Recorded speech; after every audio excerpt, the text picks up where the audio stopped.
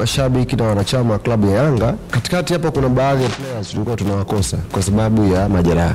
Lakini habari njema ni kwamba wachezaji wale wamesharecover 100% na kazi inabakia sasa kwa Milud Hamdi kuchagua. Nafikiri mmeona leo kwenye zile video za safari, profesa mpira hapa Kome Zuzwa alikuwa anaongea, anafanya maana yake tukutane Tanga, tukutane Tanga, Tanga ndio kauli ambayo Yanga tuko na kila mwana Yanga, tukutane Tanga. Na uzuri, unajua ukifuatilia vizuri habari ya Tanga, msafara wa Yanga kwenda Tanga ndio habari kubwa zaidi ya kimpira inayojadiliwa zaidi Tanzania kuliko habari nyingine yoyote. Yes, kwa sababu wana Yanga wameamua kulibeba jambo lao 100%. Kwa hiyo ndio jambo kubwa zaidi la kimpira ambalo linasubiri kuona linafananaje. Bwana, Mheshimiwa Mkuu wa Mkoa wa Tanga amemwahidi Ali Shaaban Kamwe chai ya nazi. Vipi? Wewe unaifahamu chai ya nazi ipoje?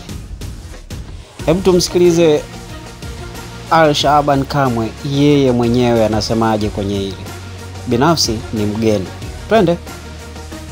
Jana nilimuona Mheshimiwa Mkuu wa Mkoa wa Tanga, Balozi Batilda Burhan alikuwa anafanya mahojiano na moja ya chombo cha habari, na akasema ana shauku kubwa ya kumkaribisha Tanga kijana wake Ali Kamwe, na akasema nikifika pale atanipa chai ya nazi.